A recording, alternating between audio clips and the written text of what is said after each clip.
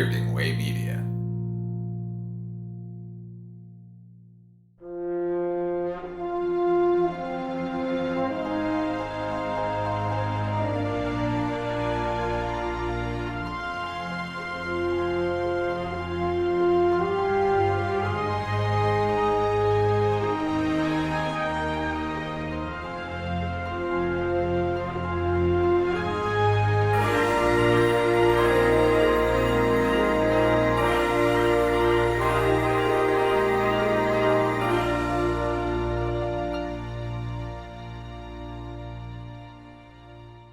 Welcome to episode 116 of the Filmumentries podcast. I'm your host, Jamie Benning, coming to you from a now chilly and damp UK. I won't keep you long. I've just had some pretty major dental surgery. 3 teeth taken out, 2 wisdom teeth. And the pain is pretty awful, so I'll jump straight in.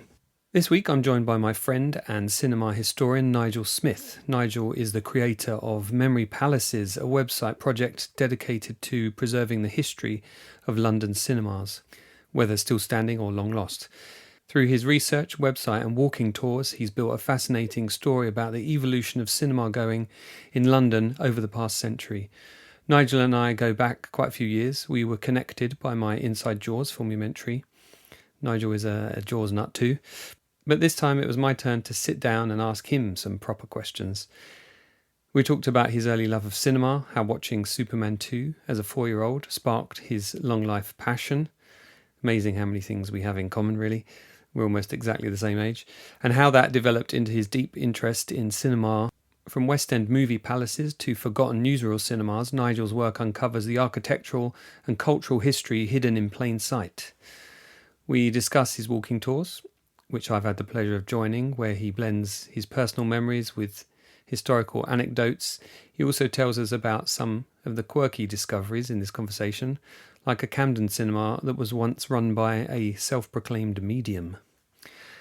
Nigel has an incredible ability to connect the dots between people, places and films, and our conversation is a lovely reminder why cinemas remain such an important part of our cultural fabric. So here's my chat with Nigel Smith, cinema historian, and I'll be back at the end for a bit more jabbering on.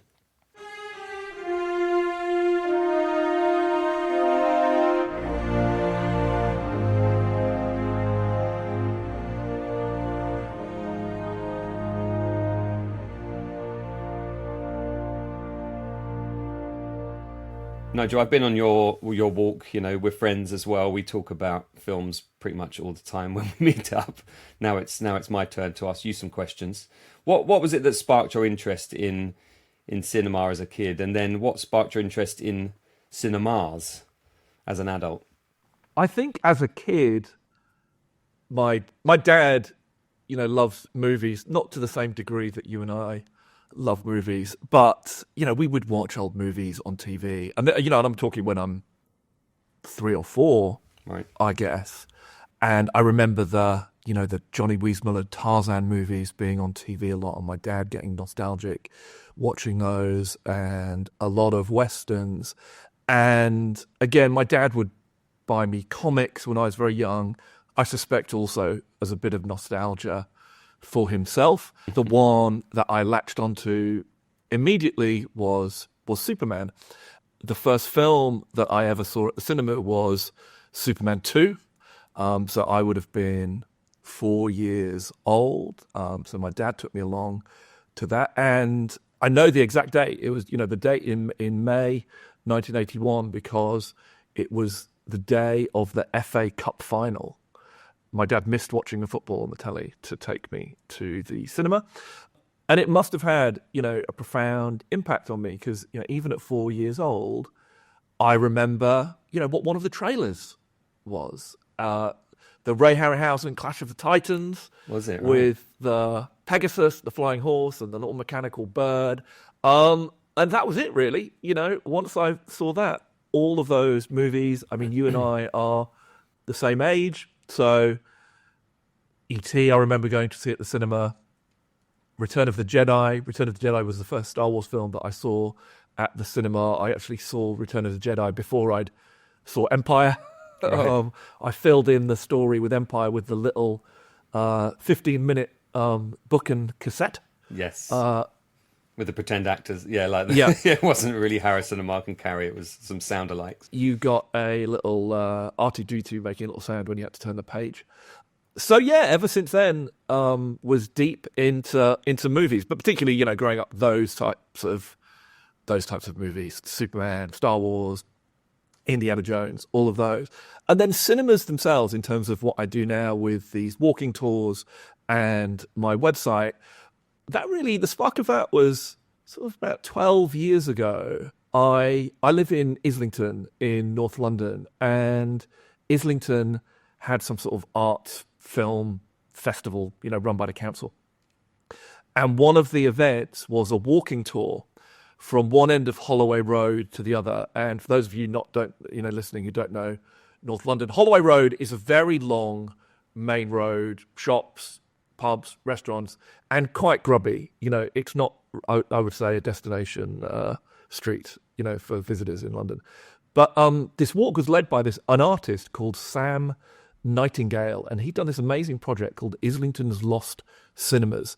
And he had a large format camera, you know, with I can't remember what they're called, but you know, the sort of the things that you slot in, the plates, and the little hood, you know, over him.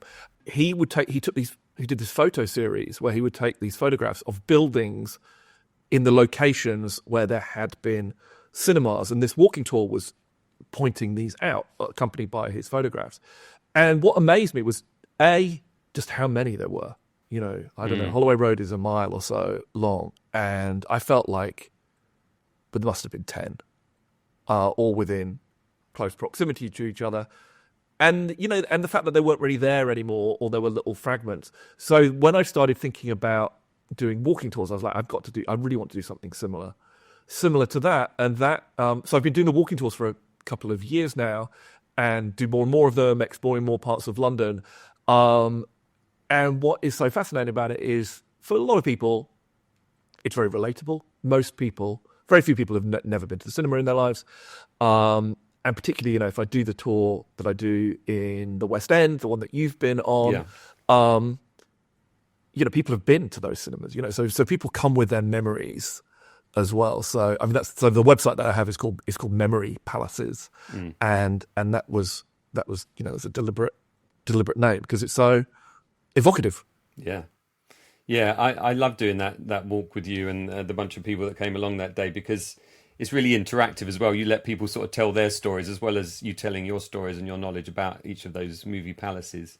People are able to say, oh, I remember seeing, you know, The Fugitive in here, and, you know, you might have a fact about that premiere or something, which is great. And I felt like it was a really nice way to sort of meet like-minded people as well. Yeah, definitely. I mean, it's really nice. On that West End tour, we finish at Picture House Central, which is, you know, it's a really nice cinema in central London. It's got a really great bar and cafe, and I always encourage people to sort of stick around for a cup of tea or a drink afterwards. And I've got a few little artifacts related to the cinemas that I've scoured on eBay that I show people afterwards, and people share their stories. And particularly the cinema that sort of seems to generate the most stories on that West End tour is the Prince Charles, which is, you know, one of London's most, you know, best loved cinemas. I don't know if it was the group that you were on, but there was a guy there who remembered being taken as a teenager by his slightly older sister to see Emmanuel. Oh, yes, that was the tour I was on. Yeah. And then this, I did it recently, and there's a guy on the tour. He remembered going. He was a student in London, and he went to the Prince Charles Cinema. They often do these all-night screenings, but he only wanted to see Al Pacino's Scarface, which was at 4 a.m. So he sort of stayed up all night at home, and then gone to the cinema at 4 a.m. to watch the Scarface. And when people talk about, I've never done an all-nighter. I don't know if you have, but I'd struggle, I think. But when people have told me about the all-nighters, it seems like 4 a.m. is when people start really losing their minds and sort of drifting in and out of consciousness. Exactly that. So to turn up sort of fresh, ready to see Al Pacino and Scarface at 4 a.m. I thought was pretty funny. Yeah, there's always that talk, isn't there, about, you know, you get out of cinema what you take in, kind of thing. And I've certainly changed my opinion on films throughout the years as my life has changed. I've gone from really disliking a movie to almost having it in my top 5. In the Oh, really? of, What's changed? Blade Runner was one that when I first saw it, I just don't think as a kid I understood what was going on and why it wasn't a Harrison Ford kind of Indiana Jones Star Wars type movie. Yeah, I think I felt exactly the same about Blade Runner. Although I still feel a little bit similar about Blade Runner. I can't imagine how I would be if I'd seen a film for the first time at 4 a.m. I mean, goodness knows what's going on in your mind. You're probably hungry. You're sort of tired, hallucinating. Yeah. Going back to what you were saying about Superman 2, though, that was one of my first movies. It's my first movie memory, really, in many ways. Is it really? Yeah. I saw that in a cinema in Gravesend, where I grew up in Dartford in Kent, and I remember queuing up in a really long queue. I mean, I was only 4 or 5, I guess. But I remember queuing up under some scaffolding. It's funny, I don't have huge memories of the film. Maybe a couple of memories about Zod, and was there walking on water in that movie at one point or something? Is there walking on water in Superman 2? Is there some guys fishing and Zod appears? I think there is. Oh, there is. Yes, you're right. Yeah. I haven't seen They it come in a out of long water. time, They that come film. out of water. Yeah. I remember talking to my grandparents about that afterwards. But I sort of fell in love with cinema around that same age as you, and then seeing Return of the Jedi kind of later on, and Empire just before that. I think it was a re-release of Empire. I don't think I was 4 when I first saw it. I tell people that Empire was the first film I saw, but actually it was The Rescuers. Oh, really? My sister tells me this, but I have no memory of it whatsoever. Yeah, I remember. I mean, obviously those Disney re-releases. I definitely saw Snow White and the Seven Dwarfs at the cinema. I very vividly remember that. And you got a Disney short. I think there's a Winnie the Pooh short before the movie. Actually, I still have. I brought it with me actually today. I've got my dad has kept my ticket. No way. He kept. This is. I mean, we're on screen, so I can show you, but people won't listen. But I'm showing Jamie my first ever cinema ticket. Oh my goodness! So there's the date, Superman 2. the 9th of May, 1981. So my dad must have known. He must have had a premonition that I was going to kind of become a movie nerd. Yeah, because he kept. Why is the it not ticket. in the scrapbook then? Eh? I know. Interesting, you said May 81 because I always wondered when it was out over here. Was that the sort of first release month of It must Superman have been. 2? Yeah. I assume it was. Yeah. Yeah. When you do these walks, and you're a historian and you like to research. I mean, part of researching for me is just finding out that kind of information that I didn't know beforehand, and accumulating that knowledge. Is there something about the kind of the movie palaces in for instance, in that West End walk that you were surprised by, that you kind of that jumped out at you, that you kind of latched onto? Yeah, I think what's interesting about researching cinemas is the first tour, cinema history walking tour that I designed and did was in Islington, so close to where I live. And it's quite interesting because there's a lot of Victorian, the early cinema related there. There were music halls there. So, there were films being shown there before we had something that you might think of as cinema. And as I started thinking about doing more tours, I was worried that am I essentially going to be telling the same story every time, but just in a different location? And thankfully, so far, that has not been the case at all. So the story in Islington is very much the story of the early days of cinema from the 1890s, and there's some wonderful cinemas or buildings, cinemas that are still in existence there, plus a very famous cinema called the Screen on the Green. And then I did a tour in Acton in West London, and that really only became populous as an area much in the 20th century. So that was really a story about these big cinemas being built in the 1930s. And then in the West End, to central London, it's very much Hollywood studios building these showcase cinemas, which was completely new to me. I don't think I knew that the Empire Leicester Square was built by MGM. And there are cinemas in the West End that were built by Paramount, by Fox, and so on. So that's the sort of stuff that's really fascinating. And then thinking about the wider context, I guess. So there are buildings you walk past that you wouldn't even know had been a cinema, but you see things on that tour that we did together. There's a building that used to be a news cinema because that was the thing. There were cinemas that just showed newsreels or early art house cinemas. For instance, I'm doing my next tour the newest tour will be Camden Town's Lost Cinemas, so a bit of North London. And the most amazing nugget that I've discovered there is there is an Odeon cinema in Camden now, but for a while that was an independent cinema called the Parkway Cinema, and it was run by a guy who sounds pretty eccentric called Peter Walker. And I think he was a haulage driver or something before he had no background in film, but he was a medium. Right. And he said, I've read these articles where he's talking about his motivation for opening a cinema was really so he could promote clairvoyancy and a medium. And, these great quotes about, I really program, it's what the spirits tell me from the other side is really dominating. But he ran the cinema and he really wanted to bring a bit of sort of old-time glamour back to cinemas. And this is sort of in the 80s and 90s. He would dress in a tuxedo every night, welcome everybody individually, say goodbye to them, and really sort of made a sense of occasion. And I suppose that's another thing that's interesting to me is you really, as you research these cinemas, how the industry has changed over the years. Because by you and I started going to the cinema as kids when cinema was in the doldrums. You know, we were competing with VHS. We loved it. We didn't know that cinema was in a terrible state, but it was. Yeah, and it comes in cycles, that doesn't it? Because I think about my local picture house closed after being renovated 5 years ago, very recently, which is a shame. I got an email from them yesterday, doing an exit survey saying, why did you leave us? Well, you closed the cinema. The cinema closed, and I haven't got another one close by.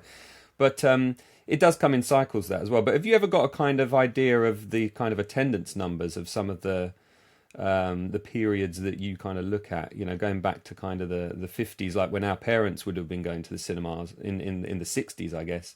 I was always told by my dad that, you would barely be able to get a seat in there on a Saturday morning to go and see the matinees. You could see a double feature perhaps, and it was just part of a weekend for people. Do you ever get any idea of like attendance numbers?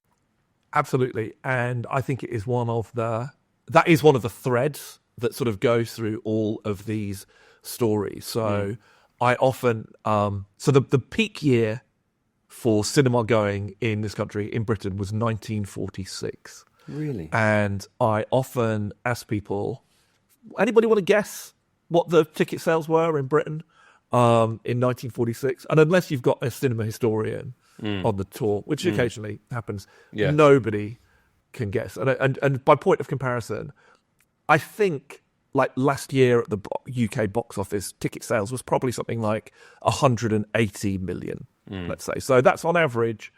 People are going to the cinema twice a year. 1946. I can't remember. Do you know the answer? Or do you want to take a guess? No. 1.6 billion. Whoa.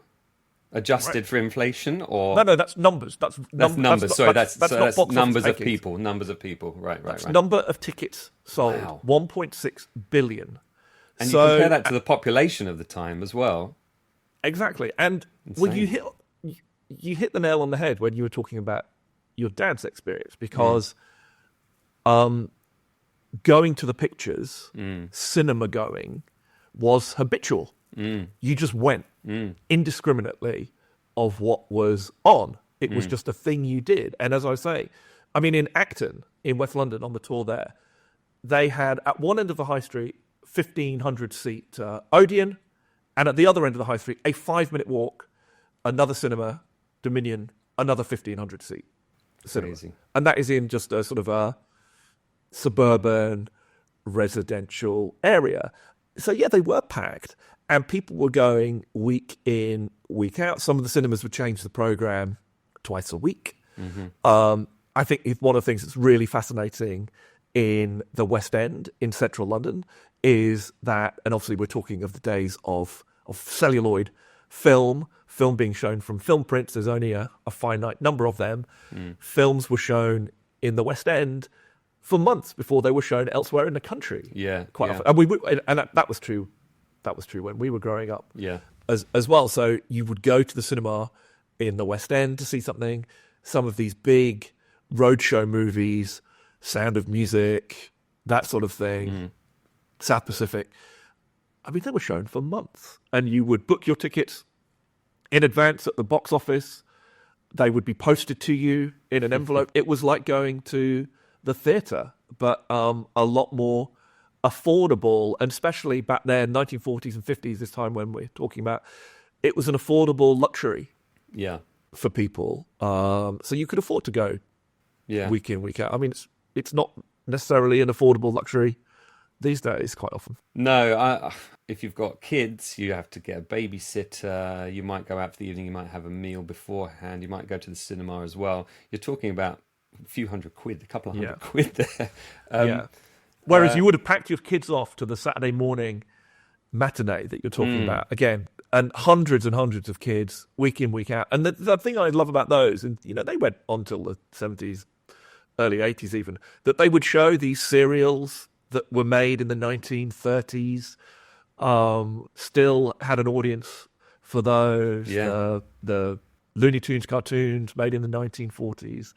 And I kind of love that as well. You kind of, inadvertently, these kids were really also getting an amazing cinema history lesson. And like those people we were talking about earlier that might go to the Prince Charles Cinema for an all-nighter, kids then could spend do an all-dayer almost. My dad used to tell me that sometimes the film would start again. You go, oh, I've seen this, and then leave or stay, just depending on what you wanted to do. Yeah, and a lot of them advertised. Like, obviously, as part of the reason, I look at a load of old adverts for what's showing. And you, especially earlier on, you see this cinemas advertise themselves of having what they call continuous performance, essentially back to back. And the idea is that you just rock up. If you want to come in the middle and see the end afterwards, fine. So people just stayed all day. As well as doing your walks, which I recommend to people. Where else, if people are visiting London or visiting the UK, are there particular places that are worth going in terms of doing research or museums? We've both been to that museum in Deal. You could mention that as well. There's a great So Deal, for those of us whose English geography is not great, is a lovely little coastal town in Kent on the south coast, and there's a museum there, the Kent Museum of the Moving Image, and it was set up by somebody who was involved in a much loved museum in London called the Museum of the Moving Image, which was a wonderful place when I was a young teenager. Sadly, no longer there. So that's a great place. The Cinema Museum, London does have a cinema museum. It's a slightly eccentric place. It does an amazing programming, great events, great screenings, and it's not really a museum in the traditional sense, but there's a lot of artifacts that you get to see if you go to something there.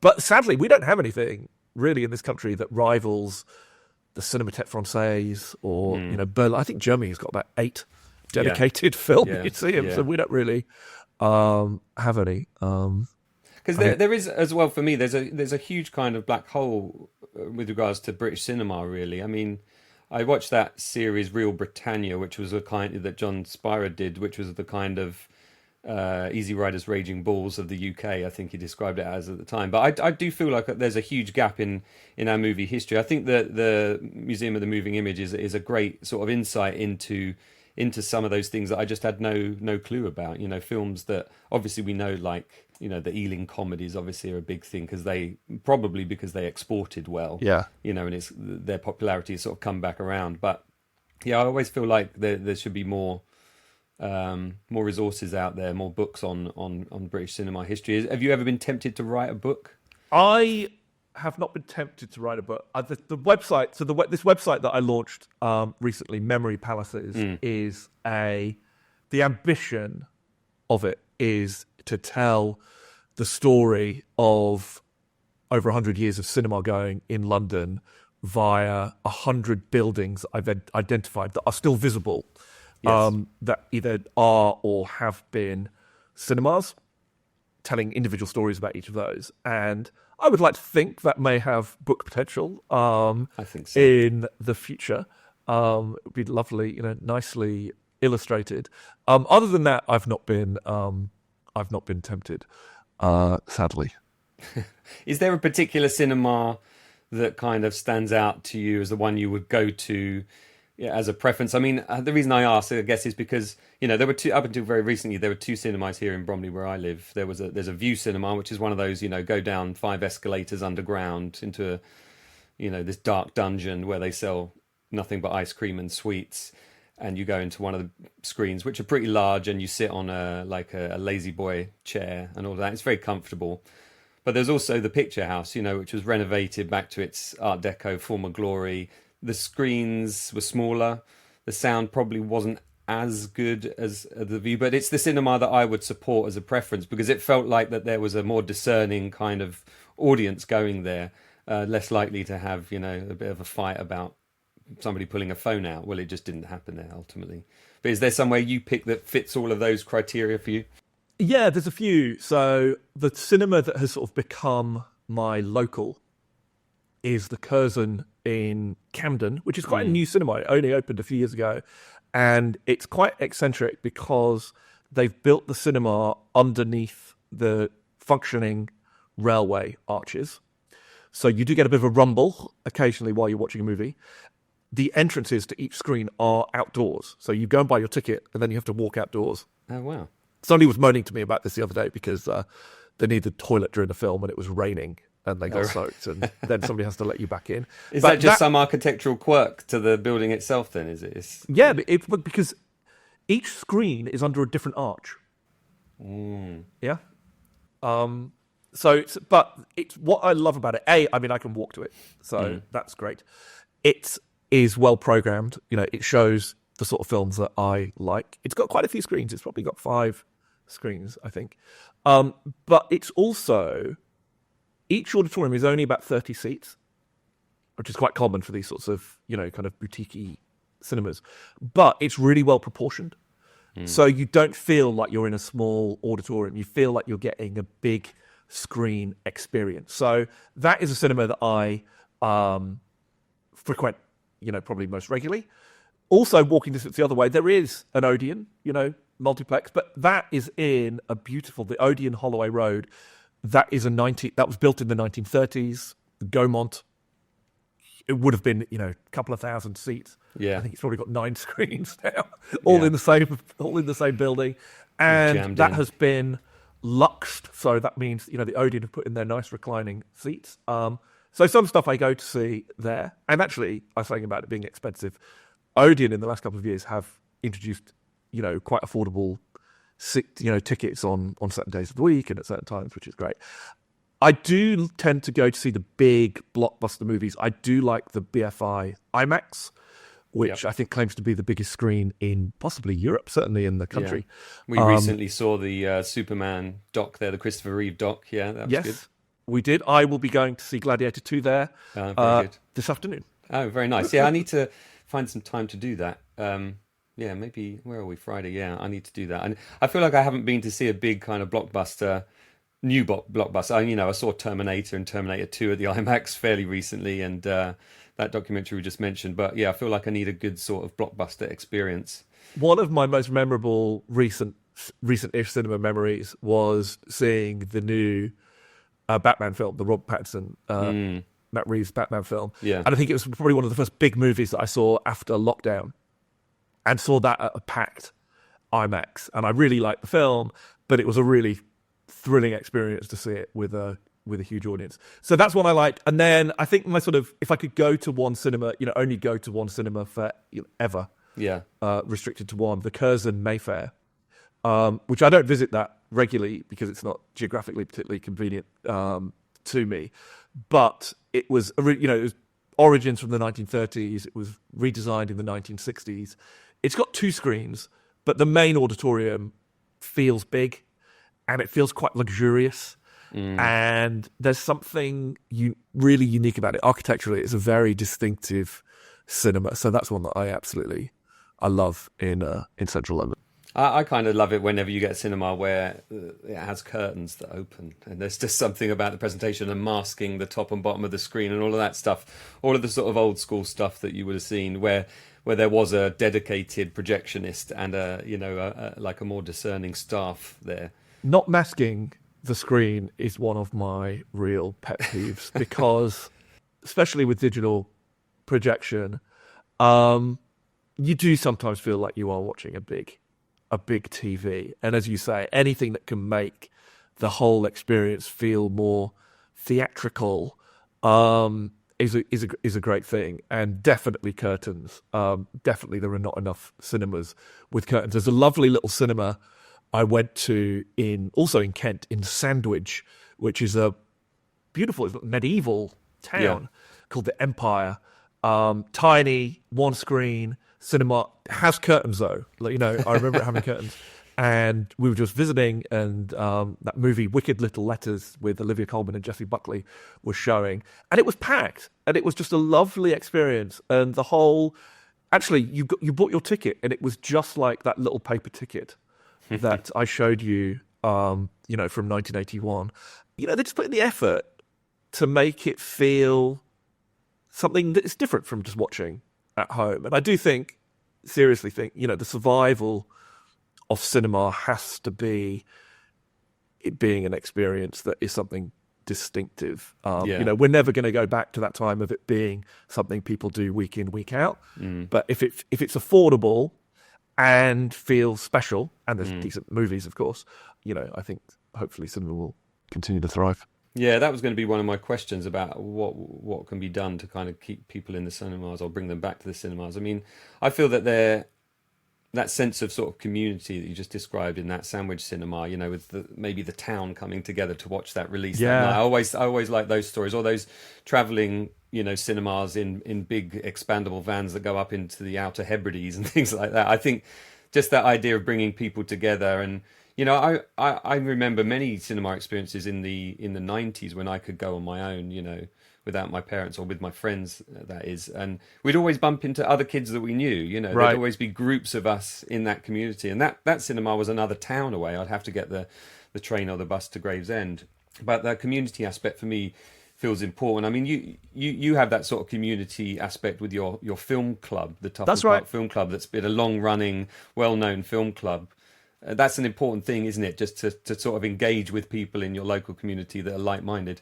Totally. I mean, the amazing thing about the film club is, so me and my friend Wayne Goodham started that 12 years ago, and it's just an upstairs room of a pub, with a pretty mediocre projector and a Blu-ray player. It's basic, but what is great is majority of people come to that are walking there. It is a local community.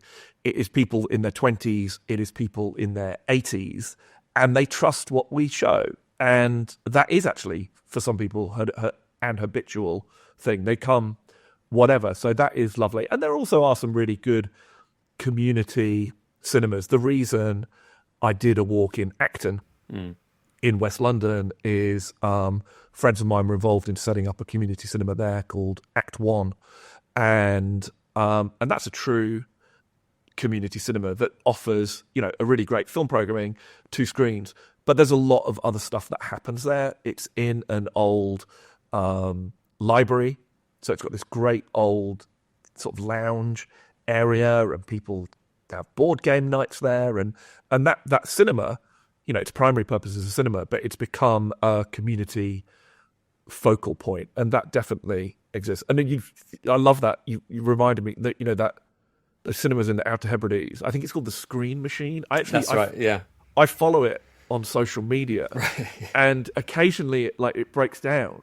Right. and there's you see these messages like, "Sorry, no film tonight because the van or the huge lorry is broken." Yeah, and you really feel like the heartbreak, what it must be like to not have it come and visit. Because there'll be huge events to look forward to for people living in those sort of remote areas. I mean, I always find cinema is an event to look forward to, and I love going to the cinema on my own. I love going with friends. I love going with you because we always have a nice chat before and afterwards about things. But I think also one of the things that I was always engaged about, certainly in my sort of early teens and up until now, is that the fact that there was a sort of thriving British film industry. And, I've been lucky enough to sort of interact with many people that were part of that industry, particularly those that worked on the big American films that were brought over here.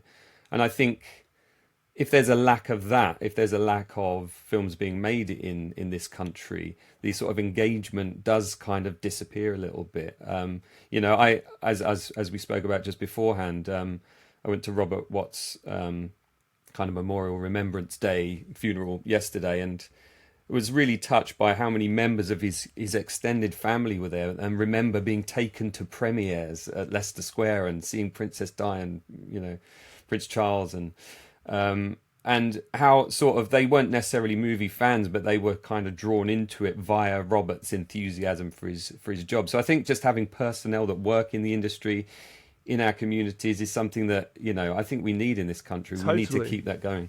Totally. I mean, a couple of things on that. Like, one of the things I love about doing the research, especially of the West End, is the premiere, the photos you see at these premieres and royal events. And you'll remember on the West End tour, what's now the View in Leicester Square, but it was the Warner Cinema when it reopened in the 90s with The Fugitive. And there's this ridiculous picture, one of my favourite pictures I've ever seen, with Clint Eastwood. Harrison Ford he was there for the opening, and then he must have been doing press in Europe. So there's Clint Eastwood, Princess Diana, and then some bloke in a full-on Bugs Bunny outfit. And we need to find that bloke. I know, that would be amazing. And I was looking actually at the when Empire Strikes Back opened in Leicester Square, there was this big thing, Empire Day. Yeah, with the jeeps and all sorts of stuff. Yeah, stormtroopers on jeeps. But the shots, the press photographs of the party afterwards at one of the big hotels are just wonderful. And you just see these sorts of different generations of British stars interacting with, young Carrie Fisher looking great, and Alec Guinness is there, and these behind the scenes photos of all of that stuff are absolutely tremendous. They are beautiful, and they're really beautiful. They're beautiful photographs. I could imagine having a really nice set of 5 framed, because they're such charismatic faces. One of my favorite Star Wars pics is the one when they're in a diner. Have you seen that one? And there's Harrison. I think it's Harrison Ford, Mark Hamill, and Carrie Fisher just in a diner, looking just so relaxed. I know the one you mean. Mark's in like a funky t-shirt. Yeah. And they just look like pals. I think Harrison might even have a cigarette on or something. Yeah. They sort of look like pals. Yeah. Hanging out. Those premiere photos for Empire have just got that sort of sense of, just feel candid and relaxed and warm. Yeah, I love that whole era, particularly the Empire Strikes Back era, because Carrie was renting a house that belonged to Eric Idle in St John's Wood. I wrote a little article on it, and one night they had a party where Carrie was, I think she was in a room upstairs, and Eric told her to come down. She said, why? And he said, well, the Rolling Stones are here. And the Rolling Stones came down, and there's one picture that's got Harrison, who's laughing his head off. Mark is in a set of flares laughing as well, and I think maybe Eric Idle's in the doorway with like a gold disc or something. They were all drinking booze that they brought back from Tunisia after doing The Life of Brian. And I just love the sort of confluence of all those different worlds. And I think there might even, I think George Harrison was even there one of those nights as well. Yeah. Well, he's very close with the Python. So more than likely. And again, like there's a great photo that I show on the West End tour. You'll remember with the Queen shaking hands with Marilyn Monroe. Yeah. So you've got Hollywood royalty and British royalty. They were the same age. They were months apart. Amazing. And again, that was a premiere of not a Monroe film, but she was here filming Prince and Showgirl, and that's who you just invited. There was just a glamour to press photos these days on the red carpet are quite boring. Yeah. Yeah. And I think each of those eras sort of has its feel, doesn't it? Because of the equipment that was being used to photograph them, the particular cameras or the lights or the fashion of the time. I think we're now in a period where sort of everything's sort of homogenized a bit too much. It's just you get this sort of beige smear of a style. I think it's worth pointing out, Nigel, sort of your website, your walks, where people can find more information about those. Because honestly, to all listeners, I really recommend them. It's a really wonderful way to spend a morning or an afternoon on those walks with Nigel. And the website is... The website is Memory Palaces, memorypalaces.co.uk. So that has got information about all of the walks, where you can buy tickets for them. And that is where I am starting to tell this history of cinemas and cinema going in London. Brilliant. Well, I appreciate your time today, Nigel. You know, I'm kind of gutted that I'm not coming to see Gladiator 2 this afternoon with you, but we'll find another time to go and see something soon. And we're creeping towards the end of the year already, aren't we? So I know. Maybe we'll plan something for January. I'm sure there'll be some revival that we want to see or something new. Definitely. Great. Look forward to it. And thanks so much for asking me on the podcast, Jamie. I really appreciate it. Oh, great to have you.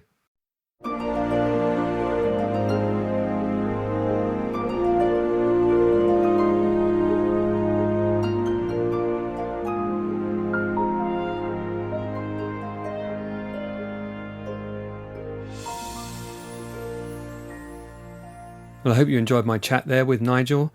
Thanks to Nigel for giving his time. Be sure to check out memorypalaces.co.uk. Why not buy one of his guided tours as a gift for one of your loved ones or for yourself? I just think, experience gifts are the way to go these days, less cluttering up the world with items. Look out for an interview with yours truly on Nigel's Memory Palaces website soon. Right, I'm heading back towards the painkillers. I'll be back with you later this month for the second episode in December 2024. Take care of yourselves. Thanks for joining me, and I hope that you can do so again for the next episode of the Filmumentaries podcast.